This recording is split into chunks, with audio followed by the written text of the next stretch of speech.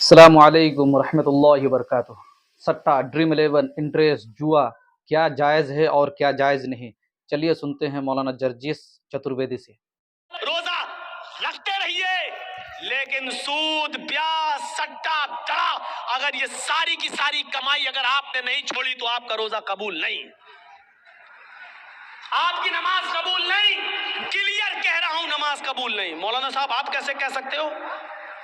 कोई आदमी अगर मुझसे पूछे कि मौलाना साहब अगर इस कुर्ते को या शेरवानी को मैं पेशाब से धोऊं तो क्या पाक हो जाएगी? तो पेशाब से धोने के बाद क्या कोई पंजाबी पाक होगा? नहीं होगा। शेरवानी को हम पेशाब से धोएं तो पाक हो जाएगी? नहीं होगी।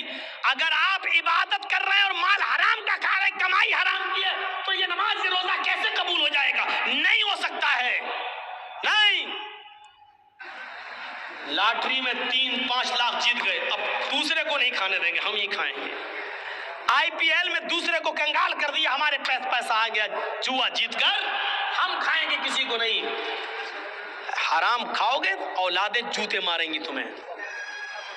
बाद में आओगे मौलाना के पास, मौलाना साहब मेरी औलाद मेरा कहना नहीं मानती है।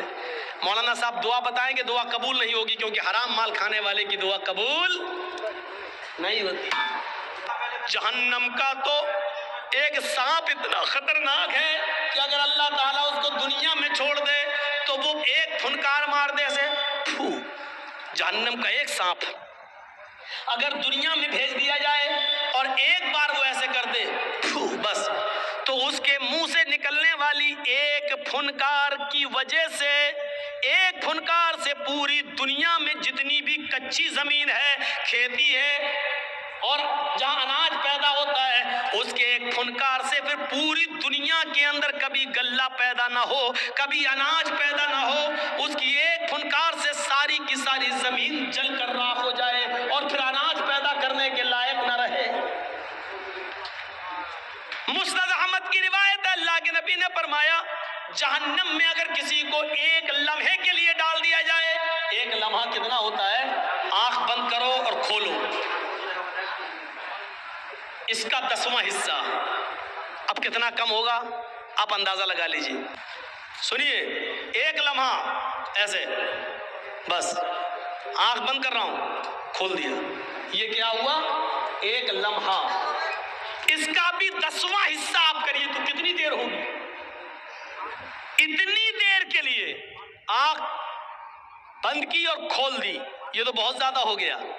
इसका भी 10वां हिस्सा, 10 हिस्से करने के बाद एक हिस्सा, इतनी देर के लिए किसी को जहन्नम में डालकर निकाल दिया जाए। और अल्लाह के नबी फरमाते इस आदमी को अगर मदीने में लाकर खड़ा कर दिया जाए तो इतनी देर के लिए जहन्नम में जलकर आने वाला आदमी बाहर की तरफ जब सांस लेगा, ऐसे बाहर की तरफ जब सांस लेगा तो उसकी सांस की गर्मी से पूरा मदीना जलकर राख हो जाए। इससे आज कौन डर रहा है? एक स्काई लैब की फिक्र तो इतनी ज्यादा है। हम दौड़ रहे हैं बस दुनिया की तरफ, मिले ये दुनिया, दौड़ रहे हैं हम, पैसा पैसा हाय पैसा, जिस तरीके से भी आए पैसा। इस दुनिया ने हमें मेरे भाइयों कुत्ता जैसा इंसान कुत्ता बना दिया। एक बैल पड़ा हुआ है, मरा हुआ, गांव में आपके एक बैल मर गया, मरे हुए बैल का गोश्त खाने के लिए कुत्ता आ गया। कुत्ता उस बैल को नोच रहा है, खा रहा है, उस मरे हुए बैल की बदबू दूसरा कुत्ता सूंघता है, वो भी आ जाता है। मरे हुए बैल को खाने के लिए जब ये कुत्ता आता है तो पहला कुत्ता भौंक भौंक कर, आंखें दिखा दिखा कर दूसरे कुत्ते को भगा रहा है, यहां तक कि उसको भगा देता है। ये कुत्ता कितना गोश्त खा लेगा? 2 किलो, 3 किलो, 4 किलो, ज्यादा से ज्यादा 5 किलो, लेकिन यहां तो 3 कुंटल है। लेकिन कुत्ते की सिफत यह है कि बर्बाद होता हो जाए लेकिन हम दूसरे को नहीं खाने देंगे।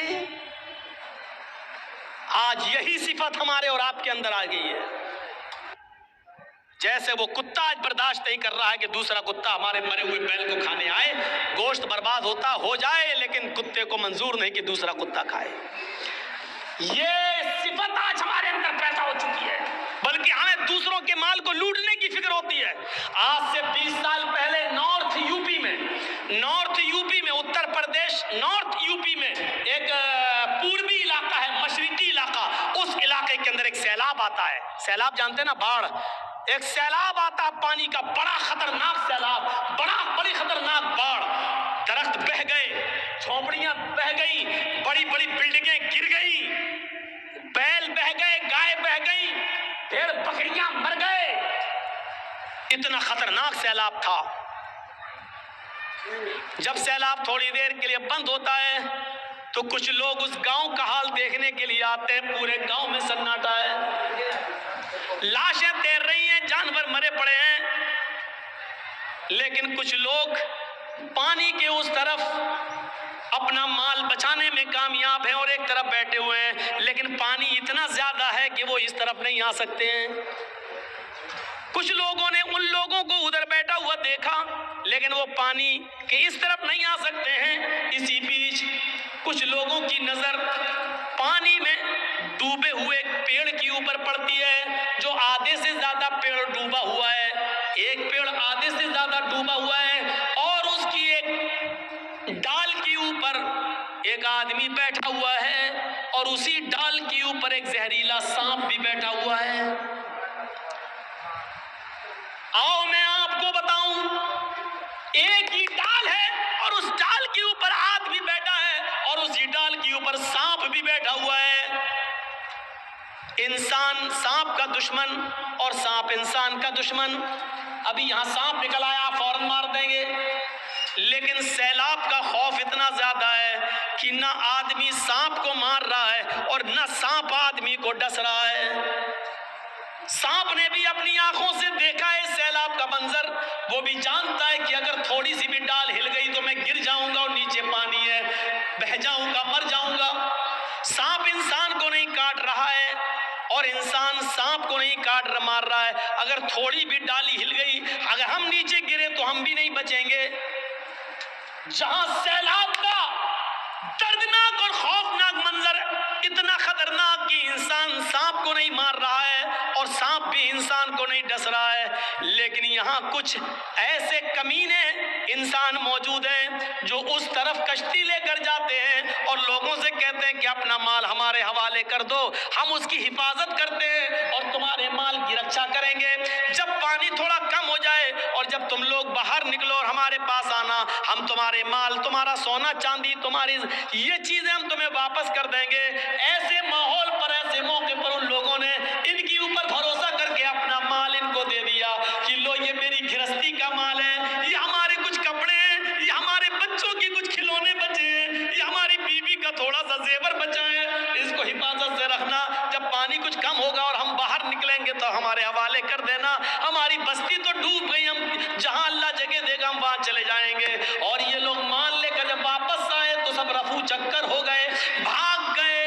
मेरे भाइयों, आज इंसान का हाल ये हो चुका है कि ऐसे मौके पर भी इन लोगों ने दूसरों की मजबूरी का भी फायदा नहीं, मजबूरी भी नहीं देखी और उनका भी माल लूट के भाग गए, फरार हो गए। जहां इंसान सांप को नहीं मार रहा है और सांप भी इंसान को नहीं मार रहा है, एक सांप भी इंसान को डस नहीं रहा है, ऐसे मौके पर सबसे बड़ा ये सांप इंसान बन गया जिसने अपने भाइयों को डस लिया है, उनका माल और उनका सामान लेकर फरार हो गया है और भाग गया है और इन लोगों को सुपुर्द कर गया है कि तुम जानो, तुम्हारा काम जाने।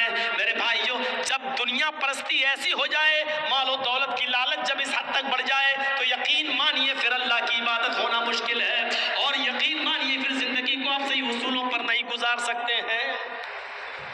आपके पास पैसा है, दौलत है, बड़े बिजनेसमैन हैं, 10 लाख 12 लाख रुपए की आपने स्विफ्ट खरीद ली, गाड़ी के मालिक हैं आप, लेकिन गाड़ी चलाना नहीं जानते हैं आप, तो ये गाड़ी आपके किस काम की है? आपके पास जिंदगी है, आप बैठे हैं यहाँ पर, जो ये चप्पल उठा के उठ रहे हैं वो भी यहाँ बैठे थे, अब जा रहे हैं, उठ रहे हैं, बैठ रहे हैं, ये सब आप कर रहे हैं यहाँ पर। ये यूट्यूब चैनल वाले भी अपनी हरकतें कर रहे हैं यहाँ पर।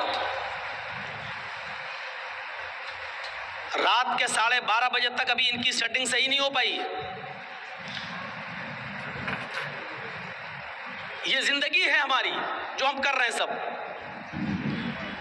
हम जिंदगी के मालिक हैं, लेकिन जिंदगी कैसे गुजारी जाए ये हमें पता नहीं है। 10 लाख की 12 लाख की हमने गाड़ी खरीद ली, गाड़ी के मालिक हैं हम, लेकिन गाड़ी चलाना नहीं जानते। जर्जीस साहब ने 10 लाख रुपए की गाड़ी खरीदी, चलाना जानते नहीं, बैठ गए। एक्सीलेटर पर भी पैर सही से जमता नहीं है, धोखे से दब गया, तेज भागी और ठुक गई। साहब मेरी गाड़ी थी, मैं उसका मालिक था गाड़ी का, लेकिन गाड़ी हम ही से कंट्रोल नहीं हो पा रही है। क्यों? इसलिए कि गाड़ी हमने खरीदी जरूर है, लेकिन गाड़ी वाले ने गाड़ी बेचते वक्त एक किताब उसने दी थी, और उस किताब के अंदर उस गाड़ी के चलाने के नियम और उसके उसूल लिखे हुए थे, और उसमें ये वार्निंग थी कि हमारे बताए हुए उसूलों पर गाड़ी चलाओगे तो गाड़ी चलेगी, वरना यही गाड़ी तुम्हारे लिए वबाले जान बन जाएगी। पहले गियर में गाड़ी को उठाना है, दूसरे गियर में ऐसे चलाना है, तीसरे गियर में ऐसे चलाना है। रेड सिग्नल हो तो रोकना है, ग्रीन सिग्नल हो तो आगे बढ़ना है। गाड़ी चलाने के सारे उसूल और ज़ाब्ते उस किताब के अंदर लिखे हैं, लेकिन हमने किताब खोल के भी नहीं देखी, ये सोचकर कि क्या गाड़ी तो हमारी है, हम इसके मालिक हैं, हम जैसे चाहेंगे वैसे चलाएंगे। तो मेरे भाइयों, ये गाड़ी नहीं चल सकती है, ये गाड़ी आपके लिए मुसीबत बन जाएगी। जर्जीत साहब ने 1.5-2 लाख रुपए की पिस्टल खरीद ली है, बंदूक खरीद ली है, राइफल खरीदी है शिकार करने के लिए। अब जर्जीत साहब समझ रहे हैं मैं तो राइफल का मालिक हूं, जैसे चाहूं वैसे चलाऊंगा। चलाना जानते नहीं है राइफल। शिकार सामने गुजर रहा है, तान ली उसके ऊपर बंदूक, लेकिन जो हिस्सा सीने पर रखना चाहिए था, कांधे पर जो हिस्सा सीने पर सटाना चाहिए था, उसको तो हमने शिकार की तरफ कर लिया, और जो हिस्सा शिकार की तरफ होना चाहिए था उसको हमने अपने सीने की तरफ कर लिया, और चला दी घोड़ी, दबा दी घोड़ी। शिकार मरेगा या आप मरेंगे? राइफल तो खरीद ली हमने 1.5 लाख रुपए की, 2 लाख रुपए की, लेकिन चलाना जानते नहीं।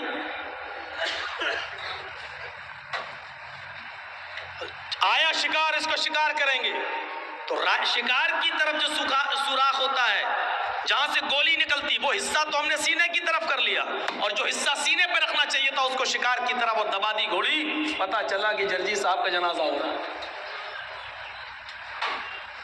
साहब ये गलत कैसे चल, मेरी बंदूक, मेरी राइफल मुझे क्यों धोखा दे गई? ये आपकी जिंदगी है, आपको मिली है, लेकिन इस जिंदगी को चलाने का नियम उसने दिया है जिसने ये जिंदगी दी है।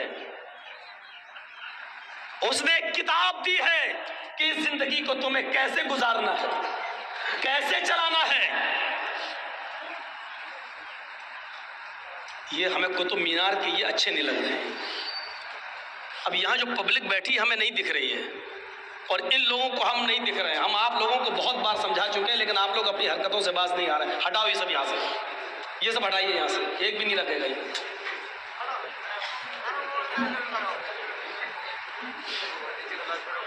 हम यहाँ देखते हैं, हमें कुछ दिखता ही नहीं।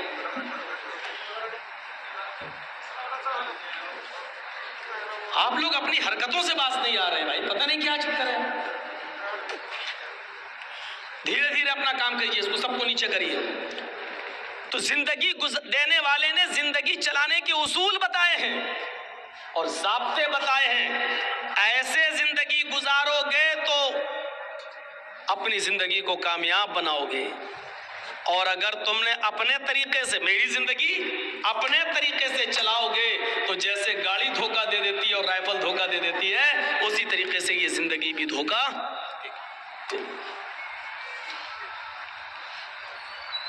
मिसाल समझ में आ रही है ना? अब आप समझ जाइए, ये कोई नहीं कह सकता कि ये जिंदगी, ये कंपटीशन का दौर है।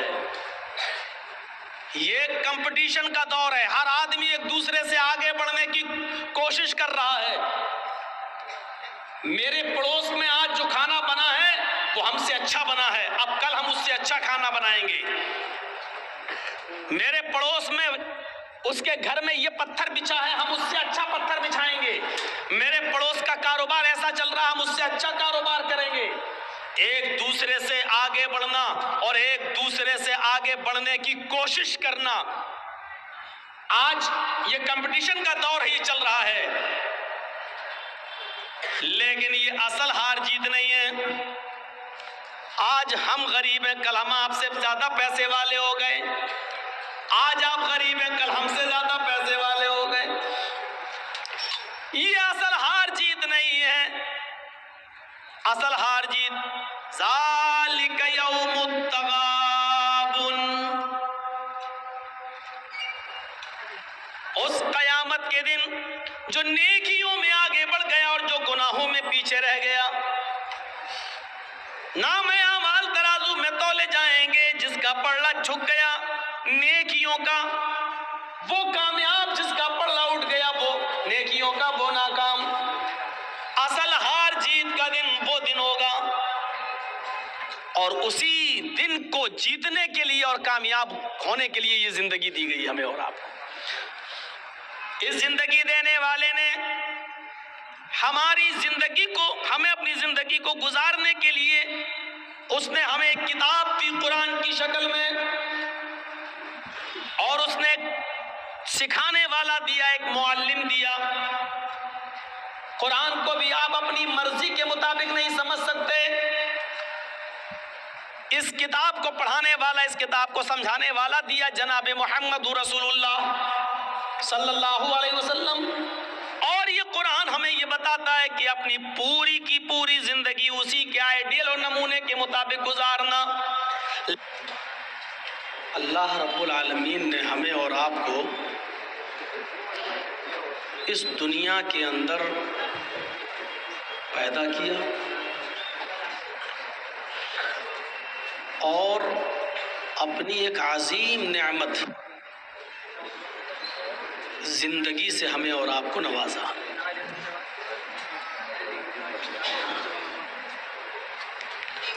माँ और बाप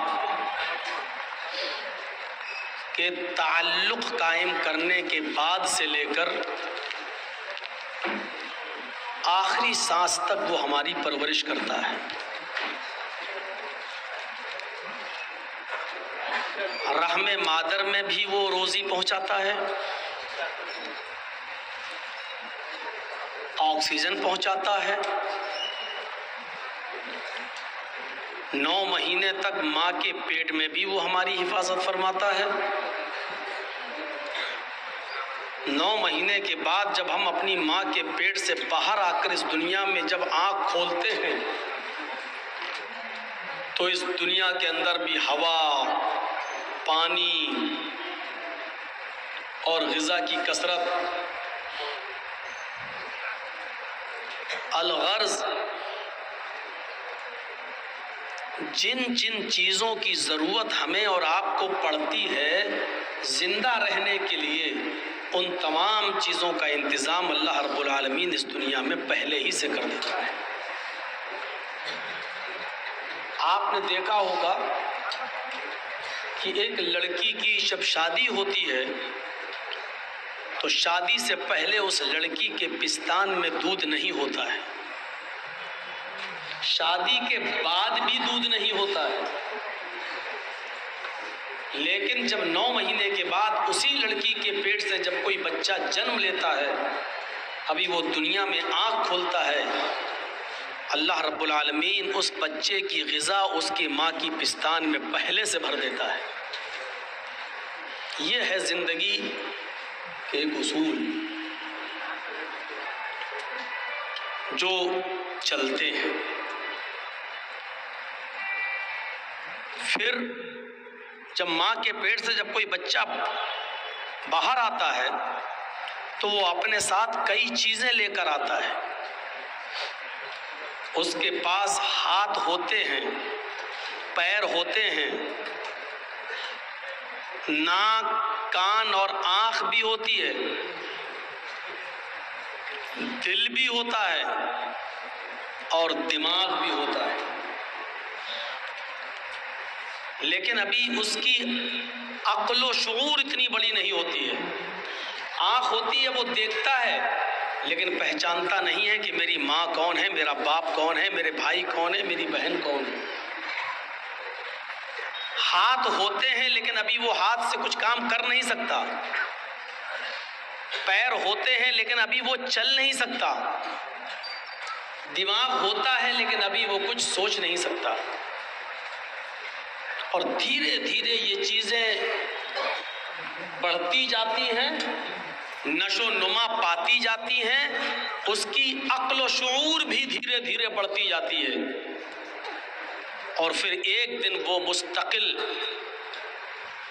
कवि इंसान बन जाता है। अब उसको इतनी अक्ल आ जाती है कि हमें रोजी बैठे बिठाए नहीं मिलेगी, हमें कुछ काम करना चाहिए, हमें कुछ मेहनत करनी चाहिए। जाहिर है इतनी सी बात को हम अगर सोच लें तो जिंदगी के सारे मसाइल का हल हमें मिल जाए। जिस रब ने रहमे मादर में हमारा ख्याल किया, माँ के पेट से बाहर आने के बाद हमारा ख्याल किया, हमको पाल पोस कर बड़ा करके जवान और बालिग कर दिया, क्या उसने इसीलिए हमें पाल पोस कर बड़ा किया कि अब तुम अक्लमंद हो गए हो, अपनी मर्जी से खाओ पियो और जो मन में आए वो कमाओ, जो मन में आए वो खाओ, जो मन में आए वो करो और उम्र के एक हिस्से पर पहुंच जाने के बाद इस दुनिया से चले जाओ? क्या इसी मकसद से उसने हमें और आपको पैदा किया?